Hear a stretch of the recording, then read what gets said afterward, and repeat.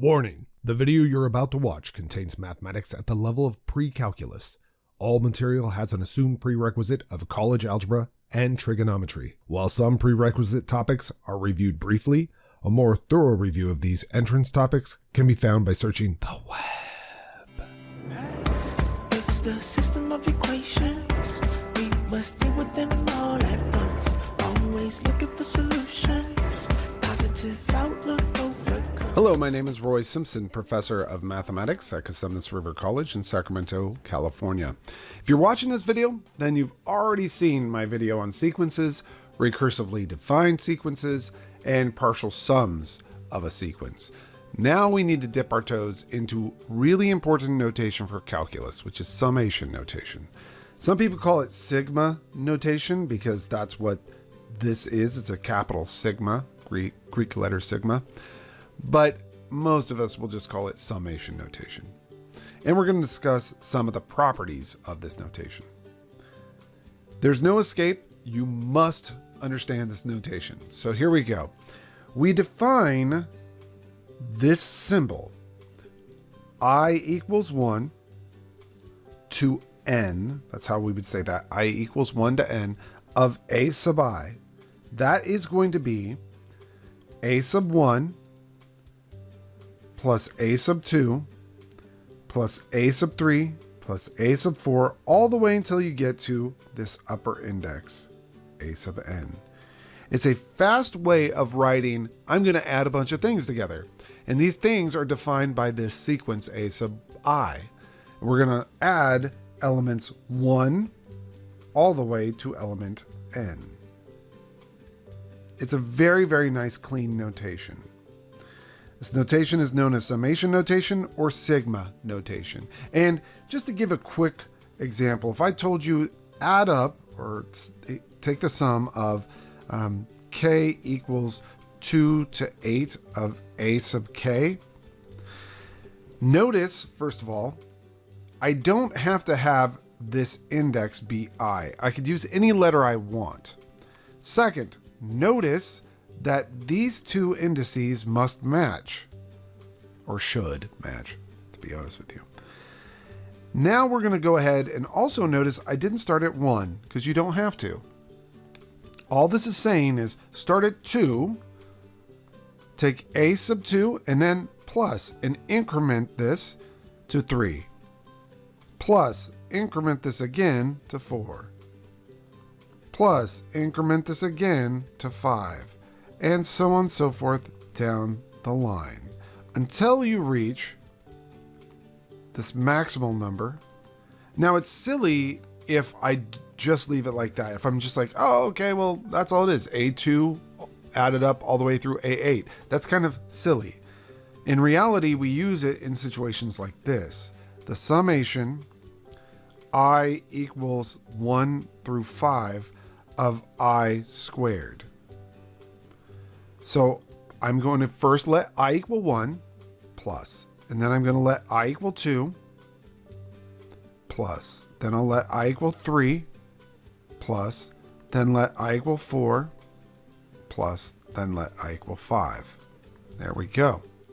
And so, of course, you would want to clean this up. That's 1 plus 5, or 1 plus 4, which is 5, plus 9, which is 14, plus 16, which is 30, plus 25, which is 55.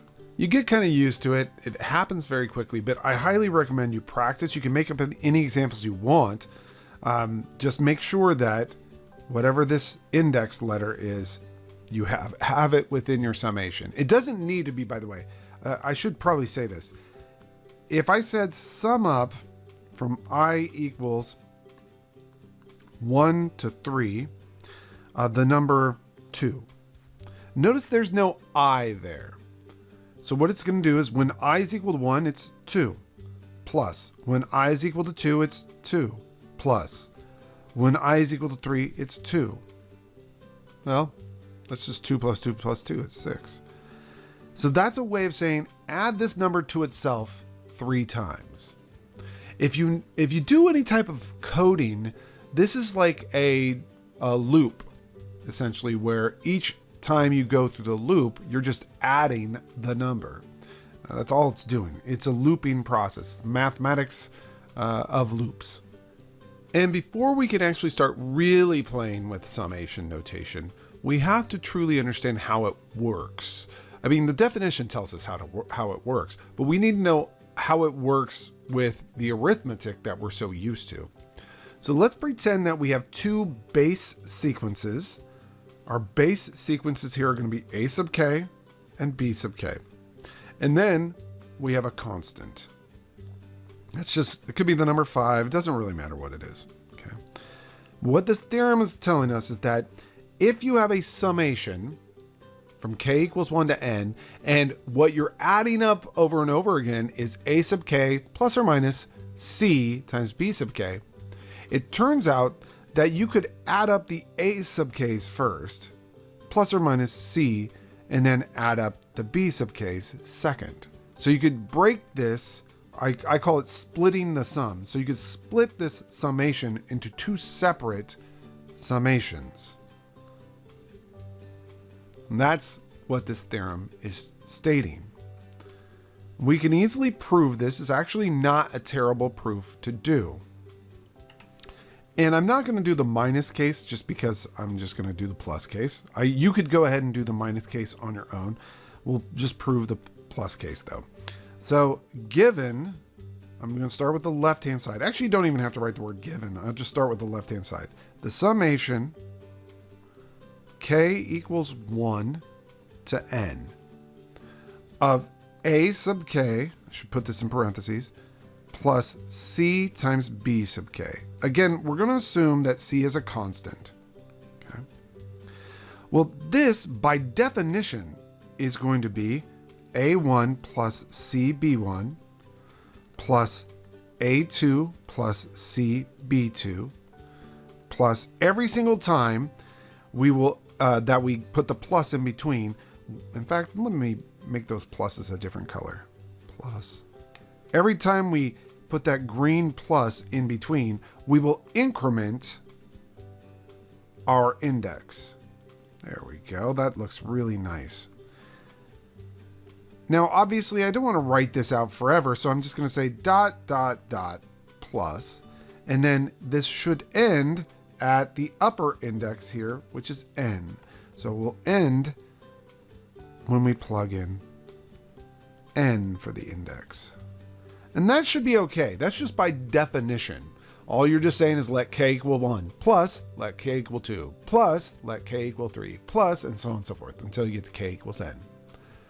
But now we can use the commutativity property of addition that you learned way back in arithmetic, which basically means you can rearrange addition. So let's rearrange some addition. I'm going to rearrange things to where all the a values are together, a1 plus a2 plus a3, all the way down the line until you get to an. And I'll also group together all the cb's. So I have plus cb1 plus cb2 plus cb3, all the way down the line until you get to cbn. Remember that you're just using properties of arithmetic here. So there, you could totally do that. That's absolutely fine. Notice each of the terms in the second parentheses, they all have c's in common. So I'm going to go ahead and factor that out.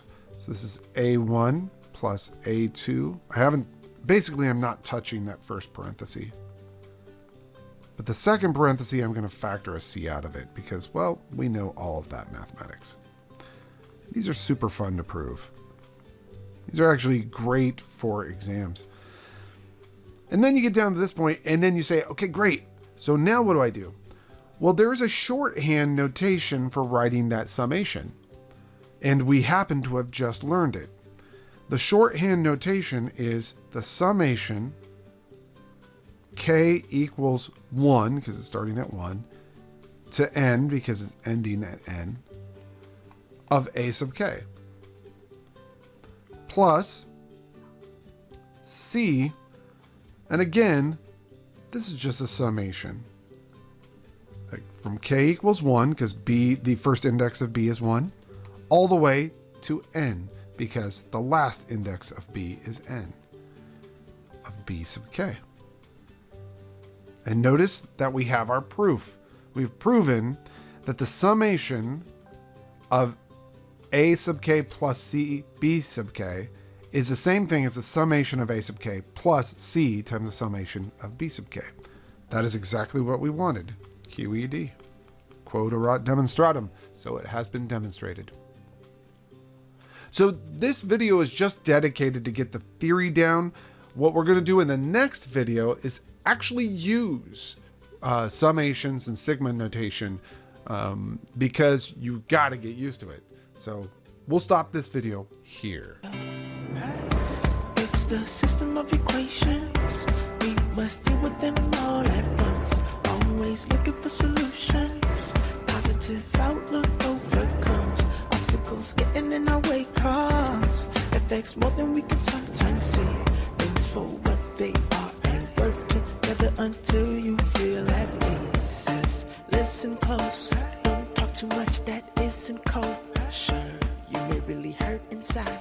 It doesn't justify you to speak too loud and cry.